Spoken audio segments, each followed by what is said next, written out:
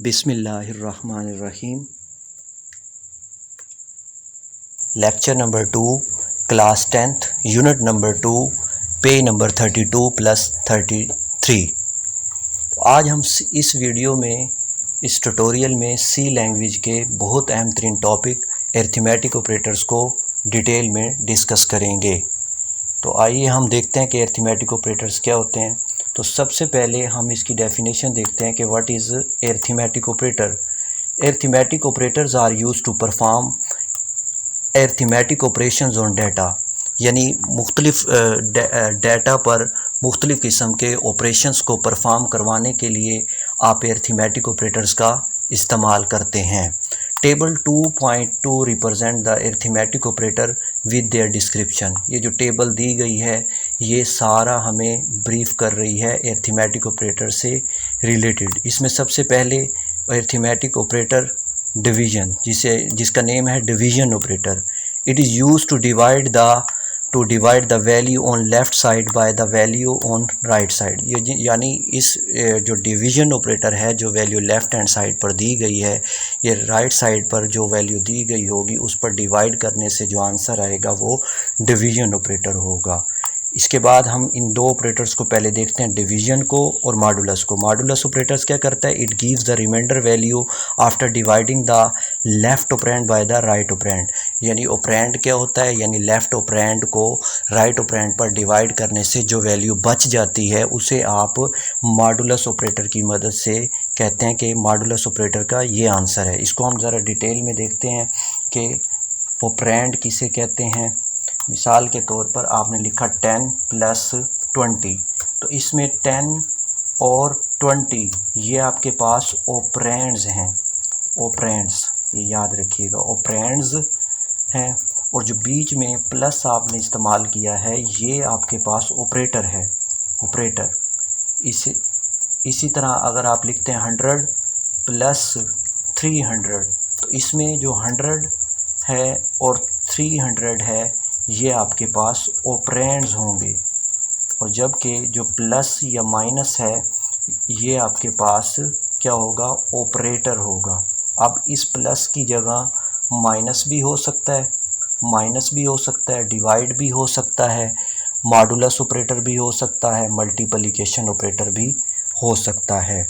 ज़रा अब हम देखते हैं कि किस तरीके से डिवीज़न और मॉडुलस ऑपरेटर काम करते हैं। मिसाल के तौर पर आपने लिखा 10 डिवाइड 2, इसका आंसर क्या है? फिर आपने लिखा 10% 2, या फिर रिमाइंडर ऑपरेटर, इसका आंसर क्या है?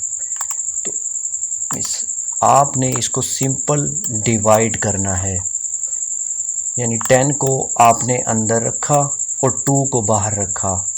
यहाँ पर ये जो 10 है ये डिवाइडेंड है, यहाँ पर ये जो 2 है ये आपके पास डिवाइज़र है। ये जो आप मल्टीप्लाई करेंगे सिंपल, ये आपके पास कोशंट है 5। और ये जो 10 आपके पास आया और नीचे जो 0 बचा ये आपके पास रिमाइंडर है। इसको कोशंट पढ़ते हैं 5 को, और इसी 5 को आप डिवीज़न भी कहते हैं, और रिमाइंडर को आप क्या कहेंगे? Percentage operator. तो यानी इसका आंसर क्या आया आपके पास? 5। और जबकि रिमाइंडर का क्या आया आंसर? आपके पास आया 0। ये ऑपरेटर्स इस तरीके से काम करते हैं। तो इसके बाद आपने देखना है मल्टीप्लिकेशन ऑपरेटर।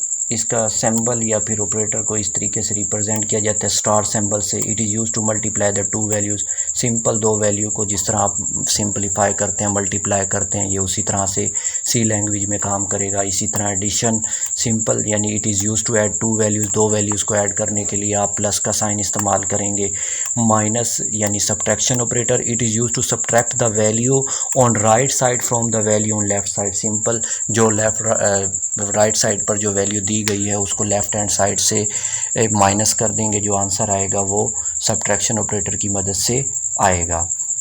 इसके बाद यहाँ पर नेक्स्ट स्लाइड में हमारे पास है डिवीजन ऑपरेटर। ये आपको मैंने डिटेल में बता दिया है कि ये division operator divides the value of left operand by the value of right operand, यानी लेफ़्ट ऑपरेंड को राइट ऑपरेंड पर डिवाइड करने से जो आंसर आता है वो डिवीजन ऑपरेटर की हेल्प से आता है। अब हम यहाँ पर देखते हैं कि इसने फ्लोट लिखा है, इसकी एग्जांपल है ये फ्लोट रिज़ल्ट। फ्लोट क्या है? Data type. रिज़ल्ट क्या है? वेरिएबल। यहाँ पर 3.0 और 2.0 ये क्या है? ऑपरेंड्स हैं। अब इनके नीचे लिखा हुआ है after this statement the variable result contain the value 1.5। ये 1.5 किस तरीके से आया है तो ये अब हम देखते हैं। देखिए आपने 3 को अंदर रखा, इस 3 को आप क्या कहेंगे? डिवाइडेंड, और 2 को बाहर रखा तो 2 एकम 2 और आपके पास आया नीचे 1। फिर आपने यहाँ पर पॉइंट लगाया और यहाँ पर आपने 0 लगा दिया। फिर आपने 2 5 द 10 किया, यहाँ पर पॉइंट भी है और यहाँ पर 10 आया तो नीचे क्या बच जाएगा? 0। तो यहाँ पर 1.5 जो सा आया है ये डिवीजन ऑपरेटर कहलाता है, जिसे आप कोशंट भी कह सकते हैं। ये आपका आंसर होगा। Thank you.